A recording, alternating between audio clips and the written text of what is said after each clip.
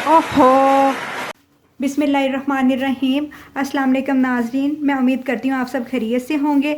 आज मैं आपको बनाना सिखा रही हूँ बीन सैलड। ये बहुत मज़े का बनता है और बहुत कम इंग्रेडिएंट से बनता है। तो चलिए अब हम इसको बनाना स्टार्ट करते हैं और आप इसको ज़रूर ट्राई कीजिएगा, ये हमारी सेहत के लिए बहुत अच्छा है। इससे पहले कि आप मेरे चैनल को सब्सक्राइब भी कर दें, बेल आइकॉन का बटन भी प्रेस कर दें ताकि आपको मेरी हर आने वाली वीडियो मिलती रहे। तो चलिए अब हम इसको बनाते हैं।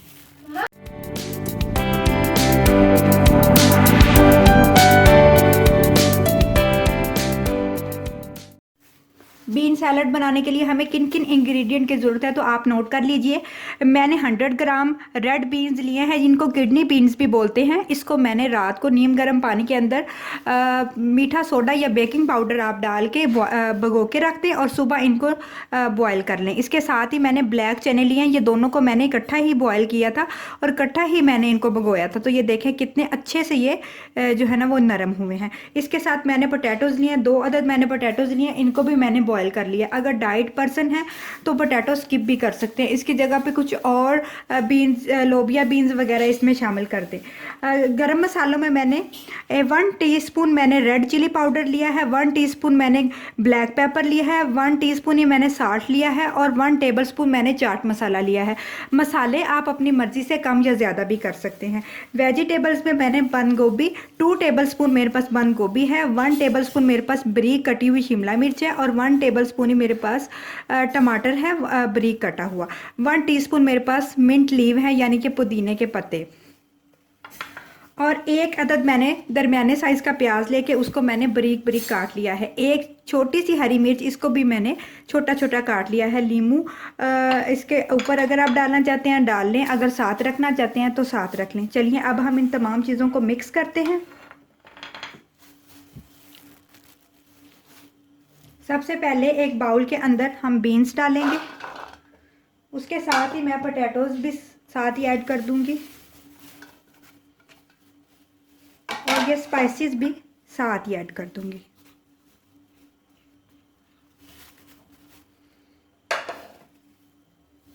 हाफ जो है प्याज वो मैं इसके अंदर डाल रही हूँ, थोड़े से मैं गार्निशिंग के लिए रख रही हूँ, बाद में डालूंगी। इसी तरह भी बाकी चीज़ें भी मैं हाफ हाफ ऐड कर रही हूँ, बाकी मैं गार्निशिंग में ऊपर से डालूंगी। इन तमाम चीज़ों को अच्छा सा मिक्स करते हैं और अब हम इसकी ड्रेसिंग तैयार करते हैं।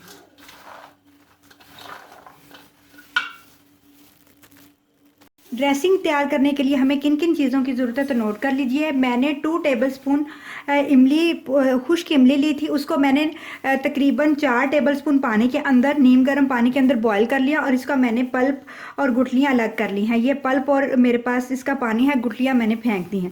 इसके साथ मेरे पास एक दरमियाने साइज़ का पोटैटो है। पोटैटो डालने से जो इसकी ड्रेसिंग तैयार होगी वो बहुत टेस्टी और बहुत सॉफ्ट सी बनेगी। और जैसे कि अक्सर हम इस तरह की वेजिटेबल्स ऐड करें तो पानी छोड़ देते हैं, जब आप पोटैटोज़ ऐड करोगे तो वो कभी भी ड्रेसिंग आपकी पानी नहीं छोड़ेगी। ये जो आपको ड्रेसिंग में बनाने सिखा रही हूँ, ये रमज़ान में आप फ्रूट चाट में भी ऐड कर सकते हैं।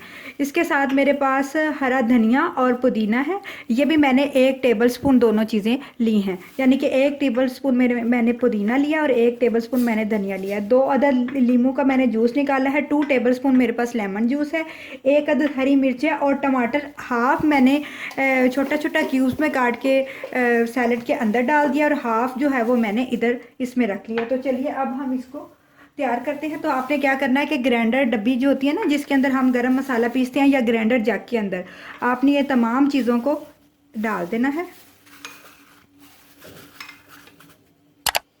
इसके साथ ही हम लेमन जूस, पोटैटोज़,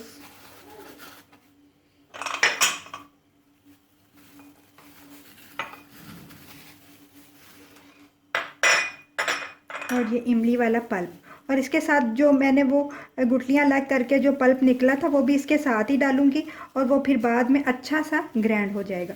चलिए अब हम इसको अच्छा सा ग्राइंड करते हैं कि ये बिल्कुल पता ना चले कि क्या बना है। इस तरह से आपने इसको अच्छा सा ग्राइंड कर लेना है। देख सकते हैं कि कितना पल्पी सा ये सॉस सा तैयार हुआ। तो चलिए अब हम इसको, जो हमने अपने बीन्स और सैलड को सारे इंग्रेडिएंट्स और मसाले डाल के रखा था उसके अंदर हम मिक्स कर देंगे।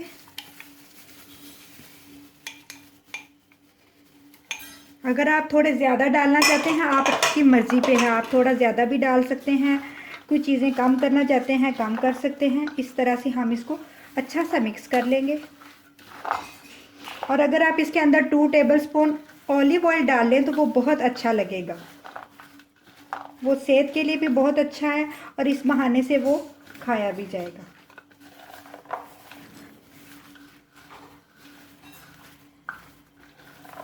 ये अच्छा सा मिक्स हो गया, तो चलिए अब हम इसको प्लेटर में निकालते हैं।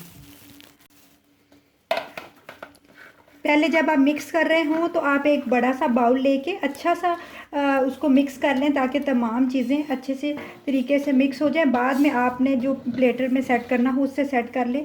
अगर आप पहले ही प्लेटर में डाल देंगे और मिक्स करेंगे तो इसकी जो साइडें हैं प्लेटर की वो ख़राब हो जाएंगी। और ये जो मैंने रखी थी सजाने के लिए, अगर आप चाहें तो आप इसके ऊपर भी डाल सकते हैं। और अगर आप इसको सेपरेट भी रखना चाहें तो आप सेपरेट भी इस तरह डेकोरेट करके अलग से रख दें, ताकि जिसने लेनी हो बाद में आराम से ले सके। ये बहुत मज़े का सैलड बनता है।